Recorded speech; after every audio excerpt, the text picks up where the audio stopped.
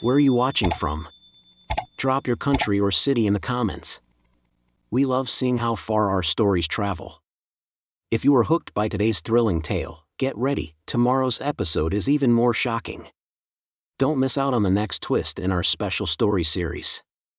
Hit that subscribe button and turn on notifications so you'll be the first to watch. Your support keeps these stories coming. Comment below, where are you watching from? Let's see how global our community is. A $12 million deal forced her into marriage. Then she found out the truth. Sophie Caldwell had never imagined her life would come to this. At 23, she was a dedicated music instructor at a small conservatory in Chicago, teaching children the beauty of piano melodies and dreaming of one day composing her own music. But life had different plans.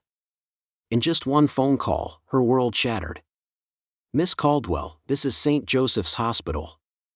Your father suffered a severe heart attack this morning." The words blurred together as Sophie clutched the phone, her fingers trembling. Her father was gone. The man who had worked tirelessly to provide for their family, who had always told her to chase her dreams, was no longer here. But the nightmare was only beginning. 3 days later, dressed in black, she stood at his grave, her mother, Helen Caldwell, beside her, leaning on a cane. Her mother's battle with multiple sclerosis had taken a toll, making it difficult for her to even stand. On Sophie's other side, her younger brother, Noah, only 18, stared blankly at their father's casket. His first semester at college had barely started. Now, everything was uncertain. And then came the men in suits. The knock at their door that evening was quiet but firm. Sophie opened it to find two strangers, representatives from Sinclair Enterprises, standing on their porch, their faces impassive. Inside, they sat at the kitchen table, sliding a thick folder across the worn wooden surface. "Miss Caldwell, your father owed Mr. Ethan Sinclair a total of $12 million, the older man stated, his voice cold and professional. Sophie's stomach turned to ice. "That's impossible," she whispered. The second man, younger but no less intimidating, spoke next. "The records are clear. Your father took out loans he couldn't repay. Now, the debt falls on you." Her mother's hand gripped hers. "This can't be right," Helen said, her voice barely above a whisper. "My husband would never." "There is one alternative arrangement," the first man interrupted, sliding another set of papers forward. Sophie hesitated before picking them up. As she scanned the first page, her breath caught in her throat. Marriage. A contract binding her to a man she had never met. Ethan Sinclair, the billionaire CEO of Sinclair Enterprises, a man as powerful as he was ruthless. 1 year, the younger lawyer explained. No divorce during that time. Afterward, the debt is forgiven, and you are free to go. Sophie felt her mother's grip tighten. "You can't do this," Helen pleaded. "We'll find another way." But Sophie knew the truth. There was no other way. If she refused, they would lose everything: her mother's medical care, Noah's education, their home. 1 year. Just 1 year. The next morning, with shaking hands, Sophie dialed the number on the contract. By evening, the papers were signed. By nightfall, she stood at her father's grave once more, whispering into the cold air, "Why him, Dad? Why this?" A sleek black limousine pulled up to the cemetery road, its tinted window rolling down just enough for her to see the man inside. Ethan Sinclair. The billionaire who now owned her future. The door opened, waiting for her to step inside. Sophie took a deep breath, lifted her chin, and walked forward. Her new life had begun. Or perhaps, her new prison. The moment Sophie stepped into Ethan Sinclair's world, she felt the weight of it pressing down on her. The private jet that had taken her from Chicago to New York.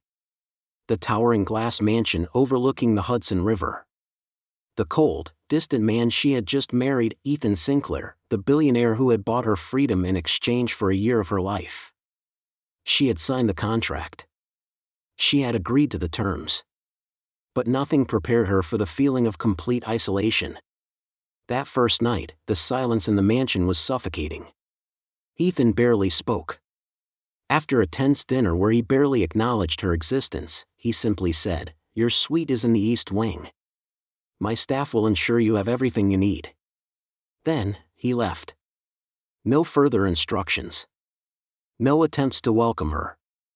Just cold, calculated distance. Sophie should have been relieved. Their contract stated that appearances would be maintained in public, but privately, there were no expectations beyond the deal. No forced intimacy. No need to pretend. But something about the way Ethan looked at her, like she was a ghost from a past he refused to acknowledge, made her uneasy. And then she found the music room. Tucked away in the East Wing, behind heavy double doors, was a grand piano, untouched and covered in a thin layer of dust. A Steinway, just like the one she had learned on as a child. The moment her fingers touched the keys, she felt something click inside her, something real in a life that had suddenly become nothing but contracts and obligations. She played. First softly, then more boldly, allowing the music to fill the empty house. And that's when she felt it. Someone was watching her. She turned sharply, her heart pounding. The hallway was empty, but she could have sworn she saw a shadow lingering just beyond the doorway. The next morning at breakfast, she confronted Ethan. "I found the music room." He barely looked up from his coffee. "It's there for your use." "You don't play?" A flicker of something passed through his expression before it vanished. "Not anymore." Sophie hesitated. Then, carefully, she said, "Who did?" The air shifted. Ethan's grip tightened around his coffee mug, his knuckles turning white. Then, in a voice so quiet she almost missed it, he said, "Olivia." Sophie's stomach twisted. Olivia Sinclair. The name was familiar. She had seen it somewhere before. Then she remembered the obituary she had found while researching Ethan before signing the contract. Olivia Sinclair. Died at age 20. Cause of death undisclosed. Ethan pushed back from the table. "I have meetings. You'll be expected at a charity gala this weekend. Wear something appropriate." And just like that, the conversation was over. But Sophie knew one thing for certain. This marriage wasn't just about a $12 million debt. It was about a death. And whatever had happened to Olivia Sinclair, Ethan was hiding the truth. And now, Sophie was determined to uncover it. Sophie couldn't shake the feeling that she had stepped into a carefully constructed illusion. By day, she played the role of Mrs. Sophie Sinclair, the billionaire's wife. She wore the designer dresses Ethan's assistant picked out for her. She smiled at high society charity galas. She let photographers capture pictures of her holding Ethan's arm, pretending their marriage was something it wasn't. But behind the scenes, she was digging for the truth. Because no matter how much Ethan tried to avoid it, Olivia Sinclair's death was a wound that had never healed. And Sophie was beginning to believe it wasn't just a tragedy, it was a cover-up. She needed answers. The opportunity came at a Sinclair Enterprises board meeting, where Ethan had insisted she make an appearance. "Just smile, shake hands, and don't say anything that will make headlines," he had warned her. But Sophie wasn't the one he needed to worry about. The moment she walked into the conference room, a tall, silver-haired man turned toward her with an amused smirk. His gray-green eyes, so much like Ethan's, held a sharp, assessing look. "Well," he drawled. "So this is the wife." Quite the surprise. Sophie recognized him immediately. Nathan Sinclair. Ethan's uncle. The man who, according to whispers in the business world, had tried and failed to take over Sinclair Enterprises when Ethan's father died. Nathan reached for her hand, holding it just a little too long. "You must be very special," he said smoothly. Ethan has never been one for sentimentality. Before she could respond, Ethan stepped between them. "Enough, Nathan." Nathan let out a low chuckle. "Relax, nephew. I'm just getting to know the newest member of the family." Sophie studied him closely. There was something about the way he looked at Ethan, a predator sizing up his prey. And then she saw it. A photograph on the far wall. A family portrait. Ethan, standing beside his father. Olivia, beaming with youthful energy. And behind them, Nathan. His hand rested on Olivia's shoulder, but something about the way he held himself in the picture felt off. Almost possessive. Sophie's pulse quickened. Nathan noticed her staring. His smirk widened. Olivia was special, wasn't she? He said, watching Ethan closely. Such a shame. Ethan's body went rigid. Sophie felt it before she saw it. Tension. Anger. A storm barely contained. Don't, Ethan warned. His voice was low, dangerous. Nathan raised his hands in mock innocence. I'm just reminiscing. But Sophie knew a threat when she heard one. And she knew one more thing. Olivia's death wasn't an accident. And Nathan Sinclair knew exactly what had happened. Sophie knew she had pushed too hard. Nathan Sinclair had been circling like a shark ever since that board meeting. Watching her. Studying her. And now, she was sure of one thing, he knew she was looking for answers. Ethan had warned her to stay out of it. This isn't your fight, he had said, gripping her wrist a little too tightly one night after she brought up Olivia again. She was your sister, Sophie had shot back. And someone covered up her death. Doesn't that matter to you? Ethan's jaw had clenched, his gray-green eyes dark with something unreadable. Let it go, Sophie. But she couldn't. And that's when everything fell apart. It started with a phone call in the middle of the night. Sophie was alone in their massive penthouse, flipping through files she wasn't supposed to have, when her phone rang. Ethan's number. But when she answered, the voice on the other end wasn't his. This is Dr. Hayes from St. Vincent's Trauma Center. Your husband has been in an accident. Her world tilted.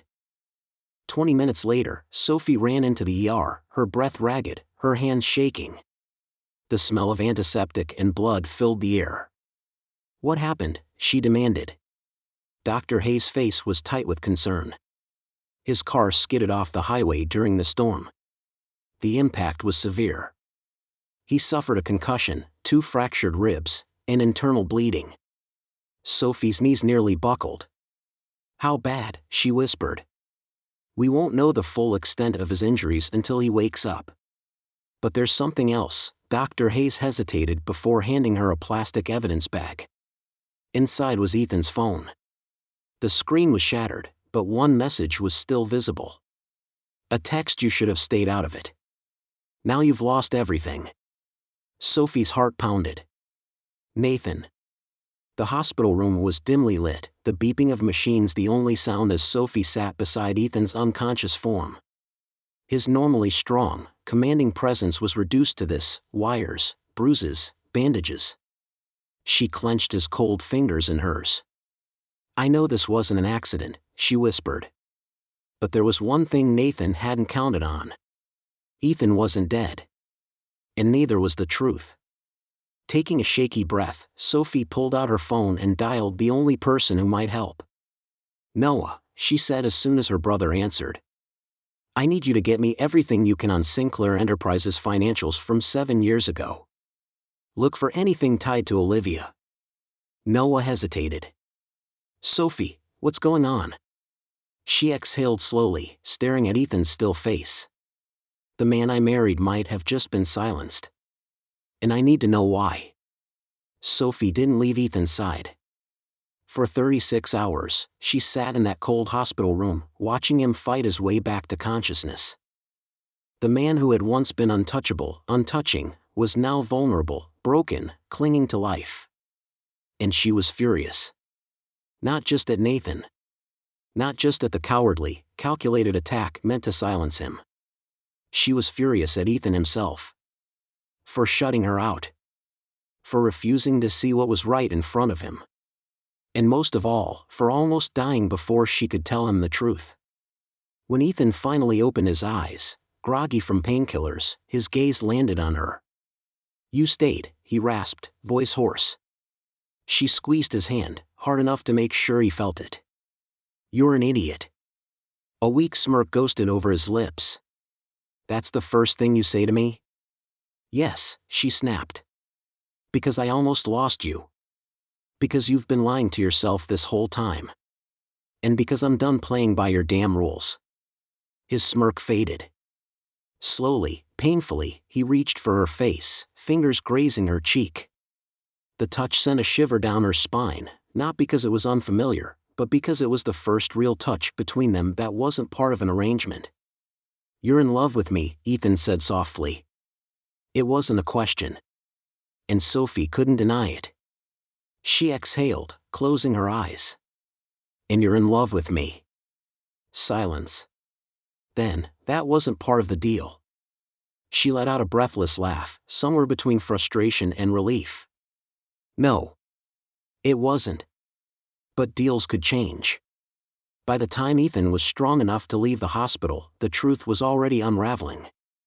Noah had worked all night, hacking into files no one had touched in years. And what he found was the final piece of the puzzle. Nathan Sinclair had stolen millions from the company.